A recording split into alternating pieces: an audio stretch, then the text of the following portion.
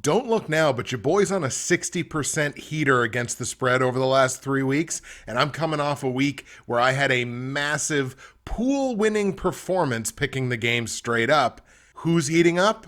I'm heating up.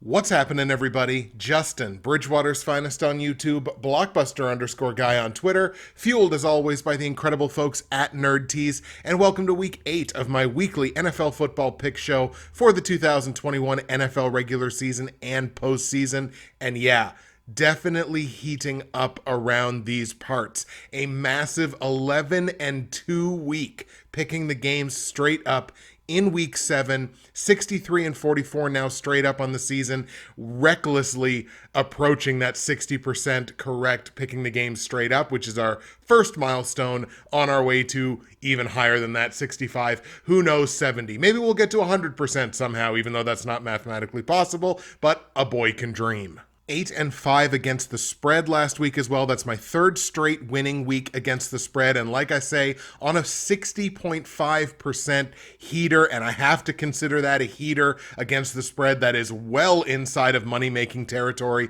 over the last 3 weeks. If you've been tailing the against the spread plays the last 3 weeks, you've done rather well for yourself, and you are welcome. 8-5 has me still 5 games under 500 against the spread on the year. And the totals, well, you know, we're not talking quite as glowingly about the totals. Only 4-9 last week, which is almost come to be expected on the totals. And again, I'm still debating with myself whether to even continue making over-under picks, but they're going to continue at least for the time being. Definitely a struggle this year at 47 and 60. We look at the platinum, gold, silver, and bronze picks. 4-0 straight up once again last week. Even money against the spread at 2-2, with Arizona covering -17 and Detroit covering +15.5 as a dog. Only 1-3 on the totals. The only one I got was under 47 in the Tampa-Chicago game, which again, probably you should come to expect when it comes to my total plays. But as I mentioned off the top, very exciting times in my pick'em pools. The Bridgewater's Finest straight up pick'em pool, I'm in 22nd place, 575 out of 876 confidence points. It's over 65%. Pulled in 79 of 91 last week. That's 86.8%. And that was good enough to win week 7 in the Bridgewater's Finest pool. My first pool victory of the year, 11-2 straight up, 86.8% of the confidence points. Fourth and Ridiculous remains the overall leader in that pool, 71-36 straight up, a massive season so far on the year, 675 of 876 confidence points. It's a clip of over 77%, probably not sustainable season long, but as of right now, we're like almost at the halfway point of the year. It's pretty big performance for them this year. In the Half Moon's picks against the spread pool, I moved up to 45th out of 100, 405 confidence points. It's 46.2% on the year. Same number of points, 876 on the table. Only brought in 54 of 91 last week, despite going 8-5 against the spread. It was just under 60% of the available confidence points. Shout out to BigAntNJ in New Jersey, clearly.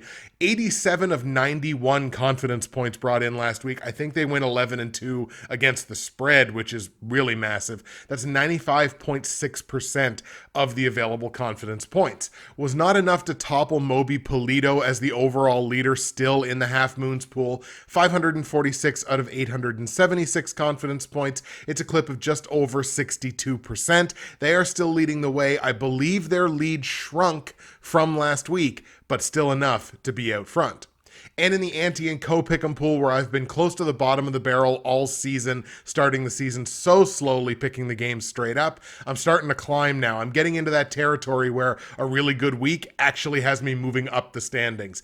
18th of 22, but now my 63 straight up wins again represents 58.9% of the games picked correctly straight up. 11 for 13 last week, 84.6%, and that was enough to win week 7, going 11-2. So I won the week in the Ante and Co straight up pick'em pool. The Cat, repping the Pacific Northwest, remaining the overall leader, picking 71% of the games correctly so far this year, 76 of 107 games. That's where I would like to be. That's very much where I would like to be. Let's see if we can't keep building towards that as the season progresses. We might not get to 70%. 65, I think, is pretty realistic. And I rebounded in the Ante and Co survival pool after getting my first strike of the year with Carolina 2 weeks ago. I went with the Bucks this week, and obviously a very comfortable win for the Bucks, 38-3. So we're back on course. 15 of 19 left in that survival pool, 9 teams, including myself, with 1 strike. So only 6 teams of the original 19 are still sitting with perfect records. I wish I was one of them, but let's keep applying the pressure, keep picking these games correctly. Let's see who falls next. And the good news just keeps on coming as we take a peek here into Fantasy Corner, which is of course presented by the Dynasty Trade Calculator. My affiliate link is in the description below to this video and on SoundCloud and iTunes and wherever you get the podcast. You can find my affiliate link, my referral link, to gain access to the Dynasty Trade Calculator for as little as $3. One of the absolute best resources available to you online for Dynasty, Keeper, and long-term fantasy football. Does not matter the configuration of your league. You could do a tight end premium. You could do Superflex. I tell you about it every single week. I'm surprised more of you are not taking advantage of it. The Dynasty Trade Calculator, they've got rankings, trade evaluations, podcasts, all kinds of great stuff. Some of the best experts available in long-term fantasy football you're going to find on the Dynasty Trade Calculator. Again, access for as little as $3 to an incredible and invaluable championship-winning tool for long-term fantasy football. My first perfect week of the season, I believe, 6-0 straight up in my 6 fantasy football leagues. God, does that ever feel incredible. My teams have been on a steady incline after starting the season like 1-5 and 2-4. The early weeks just were not kind to me at all. But boy, we have progressed to this point where all of my teams were winners in week 7. Best ball, 5th place and 6th place respectively in my best ball leagues. So I feel like we're doing okay there. Hopefully more room to improve. Picked up the win in the Professionals Dynasty against Gavin. That moves me to 5-2 after dropping my second game of the season in the previous week. And in the Progs League, a matchup I did not expect to win against the Bad Luck Cats. I moved to 2-5, and you know, I'm not dead yet. Even at 2-5, 6 teams go to the playoffs in that league. I'm not dead yet for that like 6th playoff spot, which is kind of the position I was in most of the year last year because Lamar Jackson just kind of struggled. I don't think I made good roster decisions. I'm in the process. I've already traded one running back. I may be in the process of trading another. I have a ton of depth at the position, trying to get better, trying to make a push for the playoffs. In week 8, I've got matchups against Tim's crazy team in the Professionals League. That is a projected win for yours truly. And a matchup against Bone Crushers, who I believe is like 6-1 on the season. One of the best, if not the best teams in the league. I'm going to call that one too close to call because right now I'm projected to win, but I don't think they've looked at their roster yet at all for this week. They may have bye situations, who knows. I'm going to call it too close to call, but whether you're the best team in the league or the worst team in the league, I'm going to give you a fight. And I'm going to take this opportunity, as I always do, to remind you that if you go to the description of the video file on YouTube or the audio file on SoundCloud, iTunes, or wherever you get your favorite podcasts, you can get all of my results, my excellent results actually from last week, all of my straight up against the spread and over-under plays for week 8 in the NFL, information on joining the Bridgewater's Finest, Half Moons, or Ante and Co straight up pick'em pools. You can find information on joining the NFL YouTube Prognosticators Facebook page and information on my great friends and sponsors at Nerd Tees. Folks, nerdtease.ca is where you need to go, especially as we careen ever closer, recklessly closer to the Christmas and holiday season. Nerdtease.ca for dozens and dozens of incredible tea blends and accessories for that hard-to-buy for person in your life. And a blend like I'm drinking this morning, which is white truffle, a delicious dessert tea that smells like a bakery and tastes incredible. Go to nerdtease.ca and use my promo code, which is BWFinest. That is going to save you 15% at checkout. You're also going to get free shipping in Canada on any order over $100, which is an excellent value, and you get a great conversion rate on the US dollar. Again, dozens of incredible tea blends. I'm going to be making myself a big ol' order in the not too distant future because I'm running low on pretty well every blend that I have and have talked about. I'm going to go to nerdtease.ca. I'm going to use that promo code. I'm going to get my free shipping. Find yourself something to love, folks, or find someone you love something to love. You can do it on nerdtease.ca. Only the Ravens and Raiders sit with a bye week in week 8, so we got 15 games on tap. But folks, you know what never takes a week off? The rule of 4. And I know that the blind Canadian cat is rolling his eyes right now. The rule of 4, now a sparkling 7-0 on the year. This made me sweat the last couple of weeks. 3 straight weeks, it's only been exactly 4 betting underdogs winning their game straight up. But 7-0 is 7-0 no matter how you slice it. The rule of 4 is on fire. Let's see if that continues in week 8. An incredible, 21-3 heater since the beginning of last year. So the rule of 4 is here and it is spectacular. We're going to kick things off in Atlanta, not with the early game this week. In Atlanta, where the Falcons are going to play host to the Carolina Panthers, a team that is for sure going in the wrong direction in Carolina. I want to take a second and talk about Matt Rule, and I put this on Twitter a little bit earlier because I saw Matt Rule after the game last week where they lost 25-3 bafflingly to a New York Giants team that didn't have Saquon Barkley, didn't have Kadarius Toney, I don't think had Kenny Golladay either, so it's the Giants with a bunch of practice squad wide receivers. And they beat him 25-3, not a competitive game. And Matt Rule came out and he said, well, we really needed more from the run game. I'm sorry? You need a better run game to beat Daniel Jones and a bunch of practice squad wide receivers. The more I hear from Matt Rule, the more I'm not sure that he knows what he's doing. Because just last week he was talking about we have to redefine our whole offense. First of all, the second Christian McCaffrey is back on that football field, that's going to go out the window because you know what your offense is. You know it runs through 25 touches a game to Christian McCaffrey. It's why he gets injured all the time. So that's going to go clean out the window. So that's just blah, blah, blah. That's just lip service. But then he says something like that, and it's like, look, redefining your whole offense is kind of an off-season thing, dude. It's kind of not something you do smack dab in the middle of a season. And again, to say you needed more of a run game to avoid losing by 22 to the Giants is ridiculous. The previous 2 weeks, Chuba Hubbard went 40 carries for 162 yards and a touchdown. Carolina lost both of those games. So did you need more of a run game there? Or are you just looking for a scapegoat? Because immediately after that, you say, well, we didn't really coach up Sam Darnold enough. Well, that's your title. That's your job, man. So to use the run game as a scapegoat there just really annoyed me, not just as a fan of Chuba Hubbard. And no, he didn't have the greatest game on the ground, but he's coming off of 2 really good football games. So then to sit there and say, well, we needed more from the run game, piss up a rope, Matt Rule. That was nuts to me. Maybe you could have said something like, hey, maybe we shouldn't take so many penalties. Hey, maybe we should control the ball a little bit better and not have so many giveaways and not generating nearly enough takeaways, despite the fact that we're a really good total defense. We're just not generating the takeaways that go along with that. There's all kinds of things that you could have said other than, boy, we really needed more out of the run game. It's just aggravating to me. Anyway, they got a division game here where they got to go to Atlanta, tail end of back-to-back road games, play a division rival that is one of the least penalized teams in football.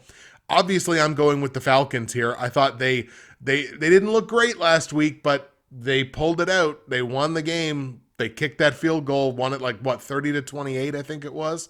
So it was imperfect for sure, but they got the job done at the very least. I think they get the job done here again.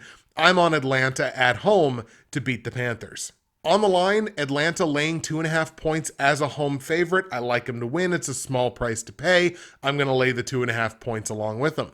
Total in the game set at 46. So these are teams, again, even on the totals, going in completely different directions. The Panthers have only hit 2 overs in 7 games. The Falcons have hit 4 overs in 6. So I don't think there's a great way to go with this one way or the other. I just don't trust the Panthers offense right now. With the way Sam Darnold looked last week against an okay defense, like they're pedestrian. They're not an elite defense. Atlanta certainly is not an elite defense, but I think they're playing a little bit better lately. But I think I got to stay under on it because I just plain don't know what I'm going to get from Carolina offensively. I don't know who's going to be the quarterback for Carolina in this game. Matt Rule recommitted to Sam Darnold as our quarterback moving forward, but we know how far those words go. So I'm going to stick under 46 in Carolina, Atlanta. Let's go Falcons 23, Panthers 16. Let's go to Chicago now. Bears and Niners. Bears obviously got embarrassed last week by Tampa Bay to the tune of 38-3. It was my platinum pick. They could not cover plus 13.5 against the spread. It was just a bad week. So much so that it looked like the Bucs had Justin Fields crying on the sideline. Look, a lot of people get the you-know-what kicked out of them playing the Bucs. So I don't think, I hope Fields didn't take that game too personally. It kind of happens to a lot of people. The Niners are an interesting case to me because most people, I think, had them beating the Colts last week. I didn't. And the Colts paid me off for that generosity with a big win in a rainy, insane Sunday night game that originally looked like, man, when the Niners were leading the game, I think like 12-7, I was like, there might not be another point scored in this game. Now, obviously there were. I went to bed, so I didn't get to see it. But the Niners are a really interesting team to me because they started the season 2-0. They look decent. Now losers of 4 straight games and not looking good while they're doing it, as far as I'm concerned. And they got an injury concern. The first injury concern we're going to talk about here this week, it's in their secondary. Safety Jaquiski Tartt, who has been a player that's been on my radar for a couple of years because my Dynasty League uses individual defensive players. Jaquiski Tartt was one of my early IDP adopters, and he's played very well. He's a very good player in that secondary. He's got a knee injury. He's going to be out a few weeks, and they're replacing him with a rookie. So it'll be really interesting to see how that pass game, the pass defense for the Niners reacts to not having a fairly significant piece to it in that secondary. Bears are losers of 2 straight. Before that point, they were 3-2. They were above 500. The Bears have not been a bad football team to me this year at all. And in general, I think I would take the Bears in, if you put the Bears and the Niners up against similar competition, I think I'd lean on the Bears defensively, certainly lately. So I think I'm going to lean on the Bears in this game. They're the home dog, which certainly helps things out. The Niners, one of the worst ball control teams in the NFL. So I think I'm going to lean on the Bears here. Let's take Chicago at home to get the win over the Niners. On the line, the Bears are 3.5-point dogs. So again, that kind of leans into it. I'm going to take them to win outright. The Niners have only covered once against the spread this year in 6 games. So let's go ahead and take the 3.5 points on Chicago. This feels like a hedge one way or the other. Total in the game set at 39.5 points. It's the lowest total of the week, but I'm still going to stick under on it. The Bears have only hit 1 over this year, and they've had some low numbers. I do not see a ton of points in this game.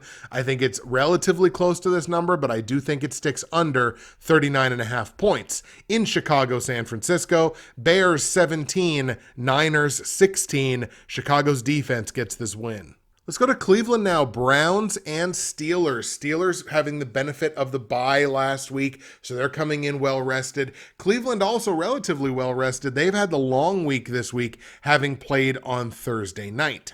The Thursday night game was a 17-14 win against the Denver Broncos in a game that, oh my gosh, hello D'Ernest Johnson. D'Ernest Johnson stepping in after the dual injuries to Chubb that he's been dealing with for a few weeks, and then Kareem Hunt from the week before. D'Ernest Johnson steps in and has a massive football game, running and catching the ball. And chances are he'll play a pretty significant part in this game as well, even if Chubb comes back. And I mean, everybody's been talking about it. Kareem Hunt has shown that the quote-unquote backup running back in this offense has a ton of value. I think he will still be an important piece moving forward until Kareem Hunt is ready to come back. Pittsburgh, again, they're on the bye this week. This obviously being a division game in the AFC North. Steelers sitting at 3-3, Browns sitting at 4-3. Pittsburgh's kind of turned things around here, winners of 2 straight games. Cleveland does have the little bit of penalty issue so far this year. One of the more penalized teams in the NFL. This is one of the tougher games for me this week because I genuinely think one team is better than the other, but the team that I think is better than the other has some things going against it that really makes me worry. And obviously it's a division game and anything can happen. Ultimately, I think I'm going to lean on the team that I genuinely believe is better, and they happen to be the team that's playing at home. So I'm going to take the Cleveland Browns here, understanding that this is an absolute coin flip game. I can't blame you no matter which way you decide to go on this one. I'm going to go with Cleveland at home to beat Pittsburgh. On the line, the Browns are laying 3.5 points as a home favorite. I'm going to go ahead and lay those points as well. The Steelers only 2-4 against the spread this year, so I'm going to lay the 3.5 because yes, it's the extra half point and it's a division game, so maybe that winds up being a bad play, but I'm going to go ahead and lay the points and see what happens. Total in the game set at 42.5 points, a very low number. Pittsburgh has only hit 1 over this year in 6 games, but that's such a low number. I think this is going to be a play on the number. I think this goes over probably with the last scoring play of the game.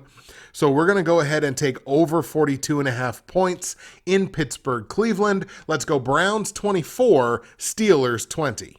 Doesn't that just reek of a game I'm going to go 0-3 on? See, you boys realistic sometimes. Let's go to Detroit, a battle of 2 of the most penalized teams in the NFL, that being the Detroit Lions playing host to the Philadelphia Eagles. Detroit still looking for its first win on the season, sitting lowly at the bottom, 0-7 with the inside track, obviously, to the first overall pick. The Eagles not faring a ton better.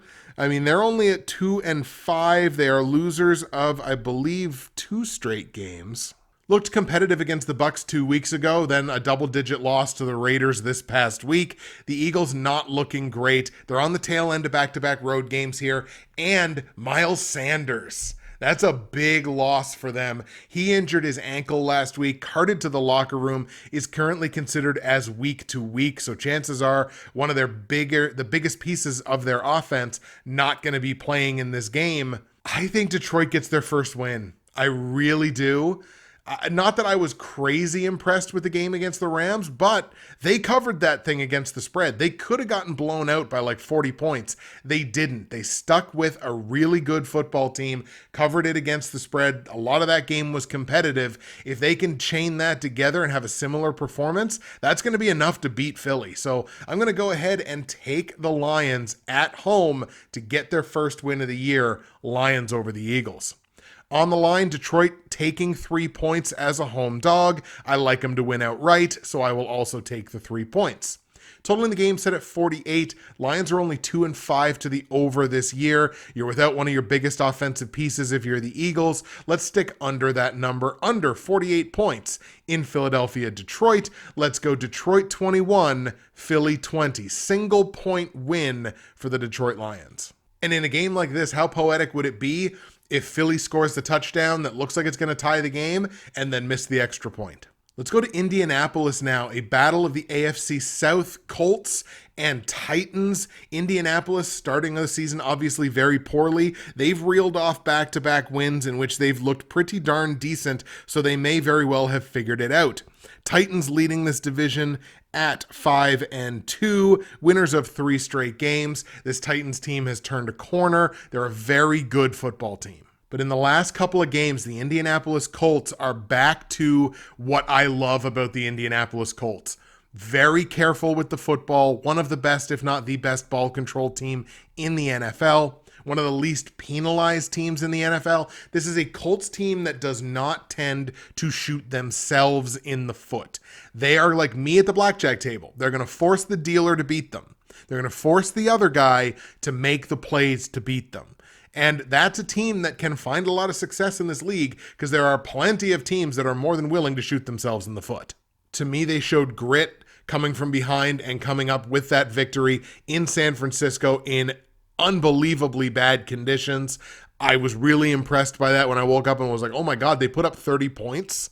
That's crazy. I think this is a Colts team that, like the Titans, has turned the corner and is pulling in the right direction. I'm going to take the Colts here as a very, very, very slight home upset. I'm going to take Indianapolis in Indianapolis to beat Tennessee, despite how impressed I've been with the Titans over the last few weeks. Like I mentioned, Colts are only a single-point dog against the spread. I like them to win outright, so give me the single point. This is one of those ones where I really can't blame you no matter which way you go on it, but I'll take the point.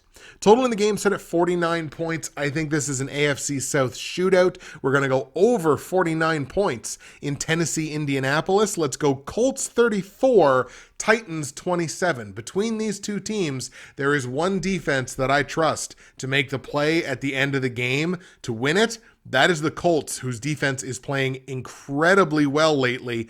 Titans have been playing better than normal, but they've also got the benefit of the fact that KC somehow only scored 3 points on them last week. Let's go to Houston now. Texans playing host to the LA Rams. I'm taking the Rams straight up. They're one of the better ball control teams in the league, one of the least penalized teams in the league. Houston's one of the most penalized teams in the league, and they remain the Houston Texans. So, Rams are going to win the game straight up. Against the spread, the Rams are laying 14.5 points as a road favorite. I am also going to lay the 14.5 points as the road favorite. I have this as like a 4-possession game. Let's be perfectly honest. I think this is minimum 3 touchdowns, if not more. So I've got no problem laying 14.5. I think they're going to cover that number fairly comfortably. Total in the game set at 48 points, and if there's any Texans fans listening to this, I apologize for not taking a lot of time on this game, but let's be honest. Total in the game is 48. I'm going to stick under on it because I have no idea what I'm going to get from the Texans offense. Under 48 points in Rams-Texans. Let's go LA 37, Houston 10.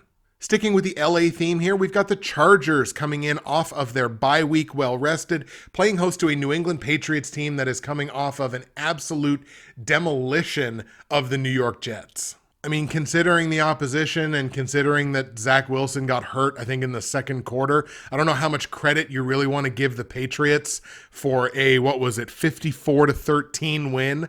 You know, the Jets had nothing, especially after that injury happened. That was just like, you could just see they're not a mentally strong franchise because they haven't seen a lot of success lately.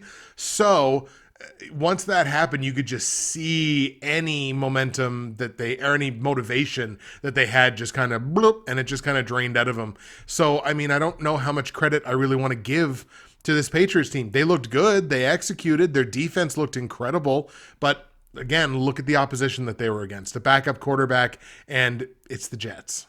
Meanwhile, especially in the last month, the Chargers are battle-tested. That win against the Chiefs, win against the Raiders, that comeback win against the Browns, that 47-42 game. Yeah, they got blown out by the Ravens in their game just ahead of their bye. Maybe they were looking ahead to the bye. Maybe the Ravens are just a really good football team.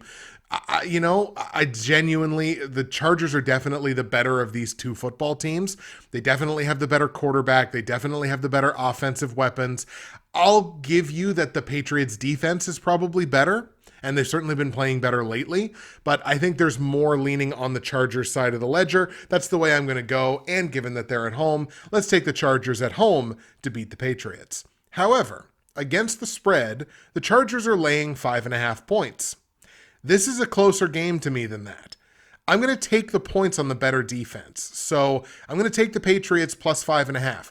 And this is going against the fact that the Chargers are 4-2 against the spread this year. So they've been more reliable than normal. Because again, everybody knows I have my issues with the LA Chargers. But more reliable than normal, I'm still going to take the points on the Patriots. New England could very well win this game outright. Total in the game set at 49 points. This is actually one that I changed because I originally had this as an over, but the two teams have only hit 4 of 13 overs all year. So I've actually changed my perspective on this game. I'm going to go under on this one by a couple of points. Under 49 in New England, Los Angeles. Let's take Chargers 24, Patriots 21. Patriots defense keeps this close. Chargers still get the dub. Let's go to Seattle now. Seahawks with the detriment of the short week, having just played last night in a losing effort against the Saints, playing host to the Jacksonville Jaguars. Coming off of their bye, so they will at least be well rested. One of the worst ball control teams, obviously, in the NFL. A lot of turnovers from them this year. They are, however, relatively disciplined, have not taken a ton of penalties this year, so that's definitely a benefit to them too. So when you're the Seahawks, you're obviously dealing with, okay, Russell Wilson is still going to be out for a couple of weeks, although apparently he gets the pin removed from his finger at some point this week, so that's always a good sign. That feels a little early to me, but if it's safe, it's safe. Look, you got Geno Smith. You're going into a game against a really good team in the Saints. At the very least, you get to play at home, which they get to do this week as well. They start off really well. Like an 82-yard touchdown pass, I think, to DK Metcalf. So okay, cool. Seahawks are rolling. They scored 3 points for the rest of the game. I realize you don't have Chris Carson either. There are chunks of this team that are not playing, and significant chunks. But I can't say I was impressed with either team last night. We'll talk about the Saints here, actually the very next game. But I wasn't really impressed with either team. Not that I'm crazy impressed with Jacksonville lately either. But look, they did get their first win, and that was at least something. Now on extra rest, yeah, you got to basically cross the country from Jacksonville up to Seattle. Team that plays very well at home. Wasn't overly impressed with how they played at home last week. I don't know if they're getting Chris Carson back or not. I'm actually going to take the Jags here. I genuinely think this is an upset. It smells like upset to me. I'm going to go with it. I'm going to take the Jacksonville Jaguars on the road in Seattle. Jags get back-to-back wins. Jacksonville beats Seattle. On the line, Jags are taking 3.5 points as the road dog. I like them to win outright, and this is going against the fact that the Jags are only 2-4 against the spread this year, but I'm going to take them because I like them to win outright. Total in the game set at 44 points. I'm going against the fact that these two teams have only hit 3 of 13 overs this year. This is a play on the number, but I feel it goes over probably by a touchdown. So we're going to go over 44 points in Seattle. Jacksonville, let's go Jags 27, Seahawks 24. Speaking of New Orleans, let's go to New Orleans now. The Saints on the short week playing host to a division rival, Tampa Bay. Obviously a huge matchup between these two teams. Two of the best ball control teams in the NFL to this point in the season. Tampa Bay has gotten themselves into some penalty trouble this year. Can't say the same for the Saints, one of the least penalized teams in the NFL. Obviously, division game, anything can happen. But once again, outside of Alvin Kamara, I really didn't see too much special about this Saints offense. Their defense is really good, playing a backup quarterback and a backup running back. But still, their defense is still really good. The Bucs are just on another level right now. The Bucs, they don't care how they get it done. It's just like the Patriots. It turns out maybe the key ingredient is Tom Brady, because they'll go to whoever they have to go to get the job done. And I can't say the same about the Saints. The Saints have a relatively specific formula for winning football games, and if the Bucs take that away, then they're really going to struggle to win football games. I don't think they're going to win this game. Let's take Tampa Bay on the road in New Orleans, division game. Tampa gets the win. On the line, the Saints are 4.5 point dog at home, but I'm going to lay the points on Tampa Bay. I think this could potentially be a 2-possession game, so I'm going to go ahead and just lay the 4.5 because it feels like it's the number that's going to hit. Total in the game set at 50.5 points. Saints have only hit 2 of 6 overs this year. The Bucks are not exactly over machines either. I think I'm going to stick under on this number, under 50.5 points in Tampa Bay, New Orleans. Let's go Bucks 28, Saints 20. Let's go to Minnesota now. Vikings coming fresh off of their bye week, taking on another team coming fresh off their bye week, that being the Dallas Cowboys, the only undefeated against the spread team in the NFL so far this year. The Dallas Cowboys at 6-0 against the spread. So again, obviously both of these teams are going to be well rested. Dallas taking some penalties. I think they might be the most penalized team in the NFL to this point. They make up for that in the fact that they do not give up the football.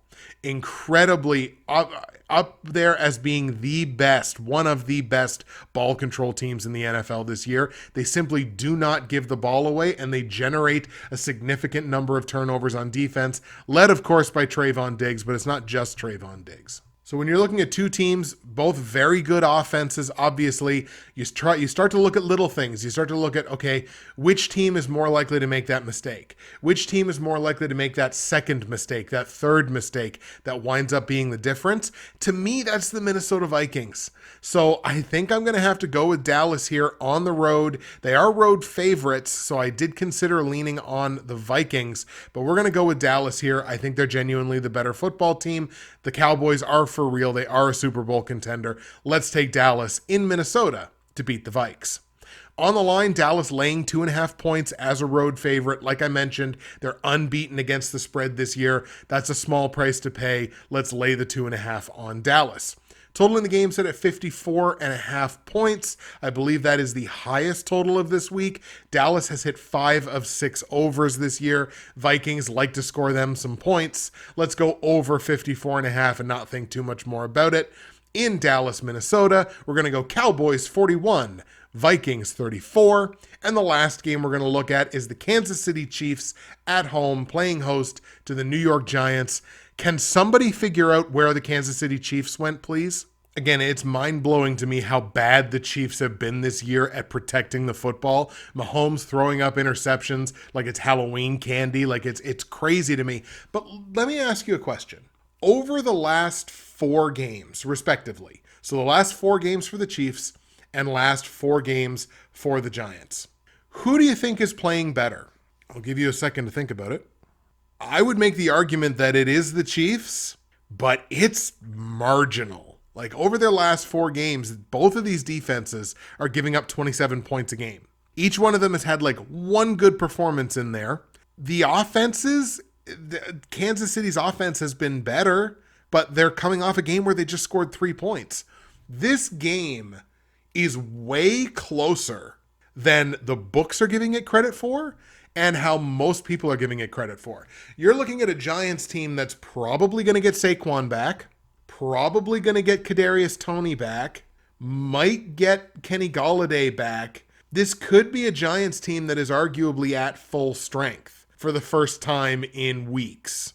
This game's a lot closer than most people are considering it. I'm going to take the Chiefs to win because, my God, if you can't beat the Giants, like, pack it up.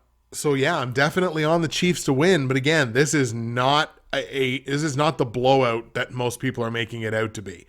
On the line, the Chiefs are laying 10 points at home. Anybody that lays those 10 points on Kansas City in this game is out of their mind, period.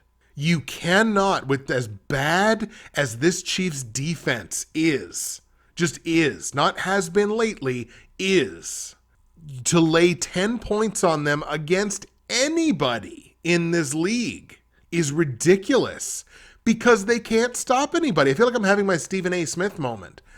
They can't stop anybody. They cannot stop anybody.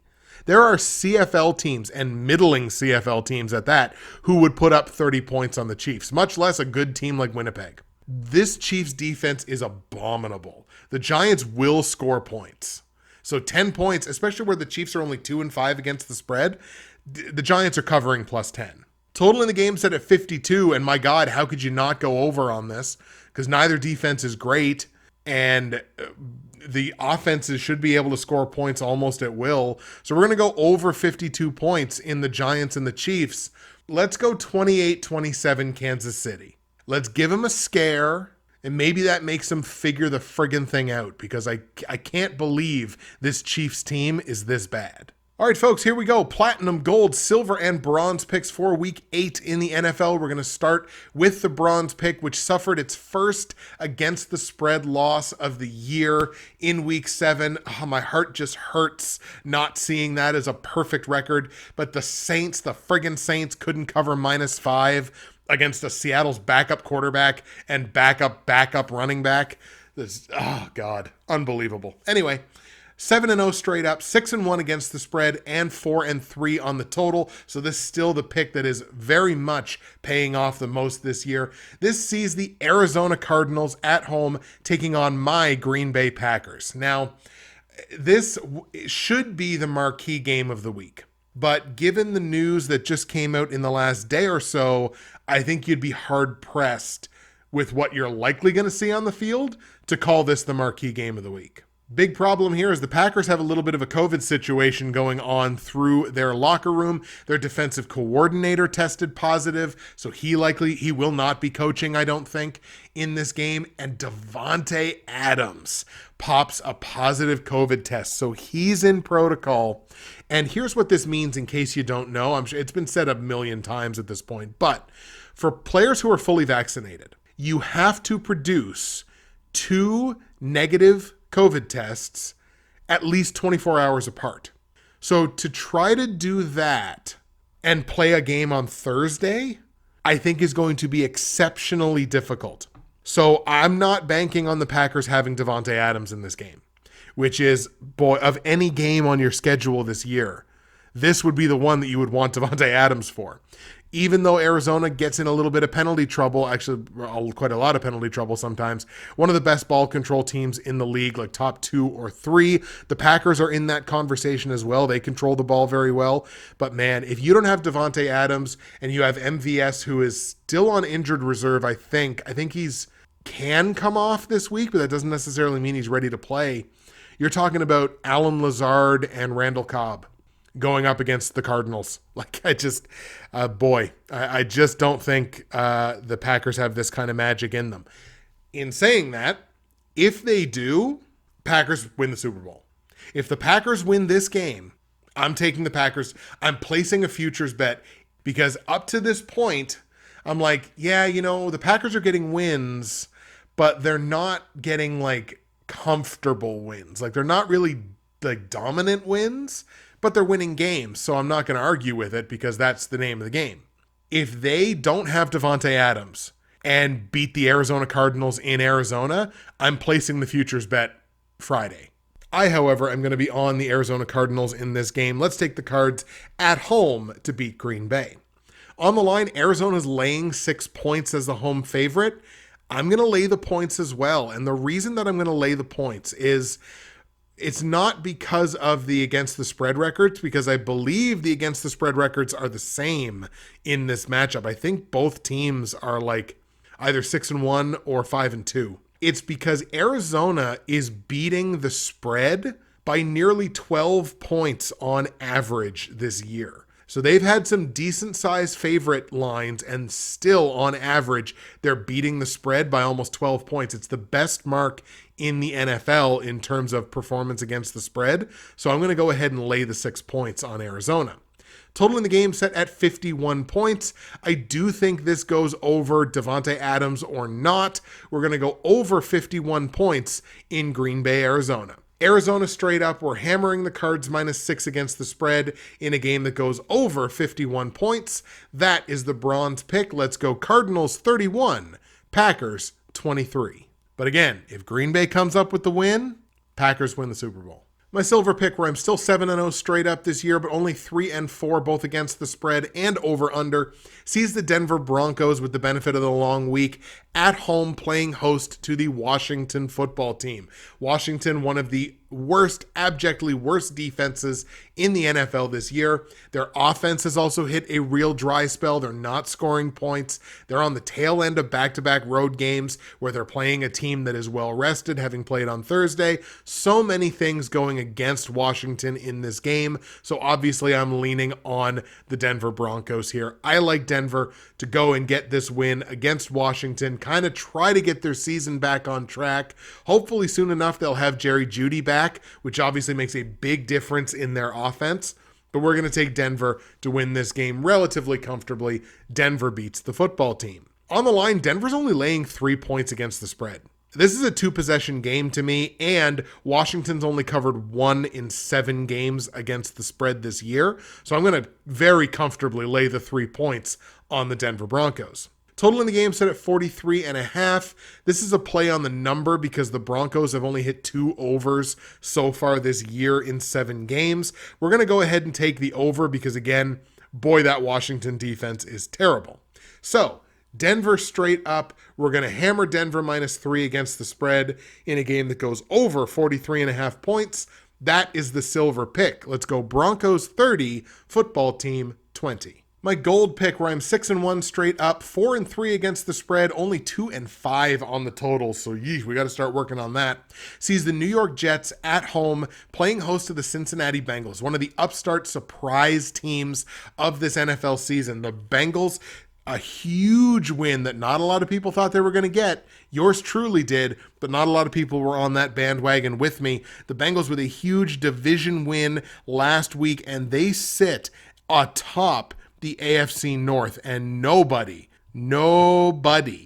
would have predicted that through 7 games. They're tied with the Ravens, but they get the tiebreaker because they just picked up that win against the Ravens. That domination of the Baltimore Ravens sent them into their bye week reeling, and they're winners of 2 straight games. And they're playing the New York Jets, which are a bad football team that has injury problems, which makes it even worse. And the injury comes at the most critical position, that being the quarterback position. Zach Wilson, a sprained PCL. He's going to miss at least 2 weeks. More likely, he probably misses 4. I think that might take the Jets past their bye. I can't remember when the Jets bye week is now. But look, he's going to be out for some time. So obviously they're going to be dealing with the backup quarterback that threw, I think, 406 interceptions to the Patriots in that blowout last week. So obviously 2 teams on the complete opposite ends of the spectrum here. I wouldn't be shocked if there was some people taking this as the upset play of the week.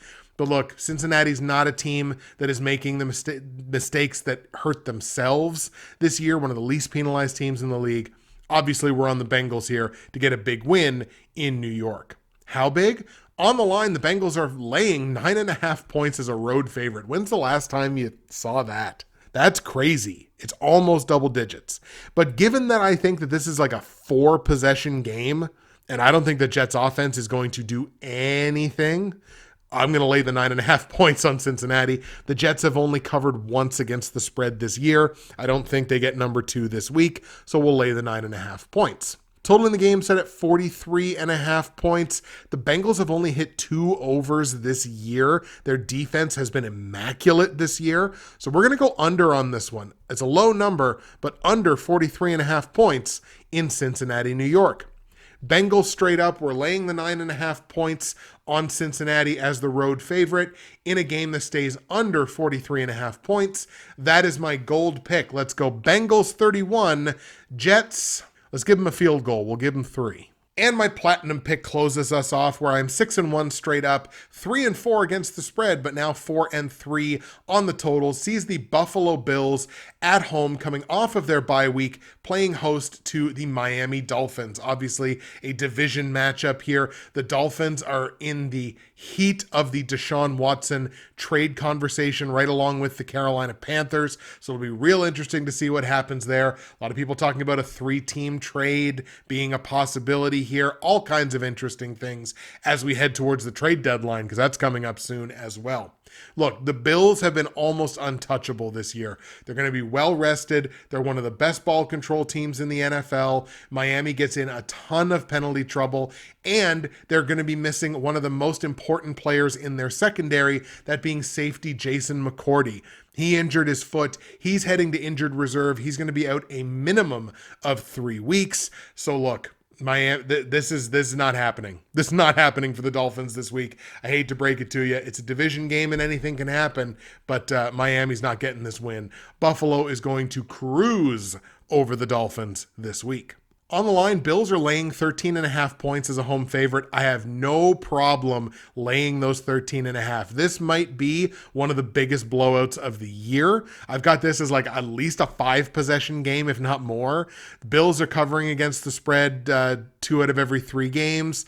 Miami's only covered twice in 7 games against the spread. Lay the 13.5. Total in the game set at 48 points.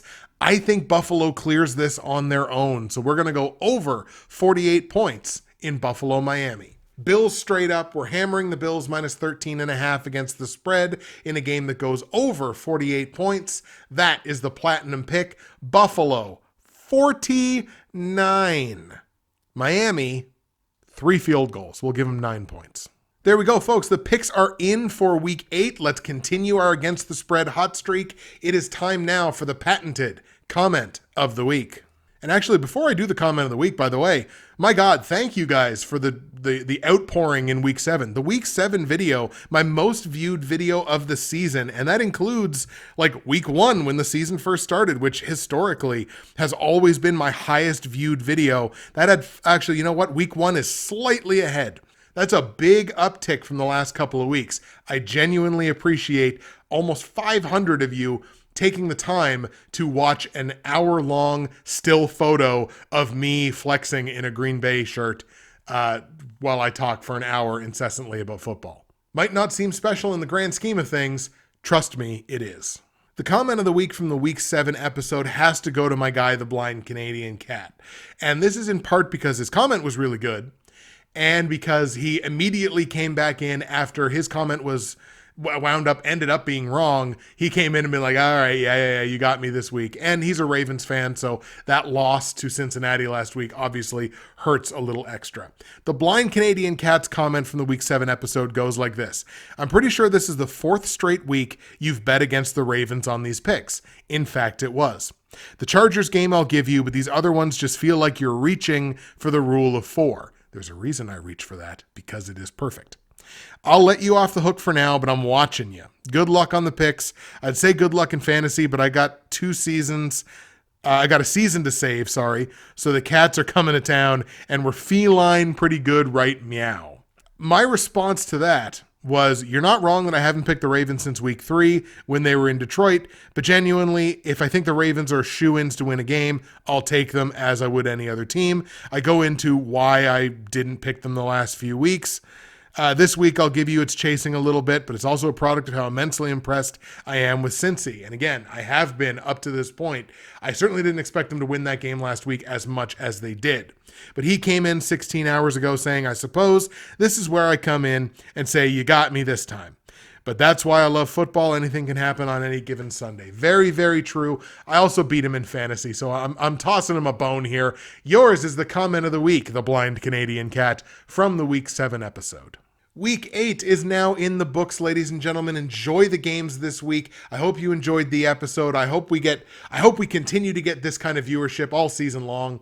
It won't happen, but who knows? I hope it continues. Thank you so much. That's it for me, Justin, Bridgewater's Finest on YouTube, Blockbuster_guy on Twitter, fueled as always by the incredible folks at NerdTees. Thank you so much for listening and watching. We will see you again in week number 9. We are very quickly approaching double digits in this season already. Coming down to clutch time for some of these teams to save their season.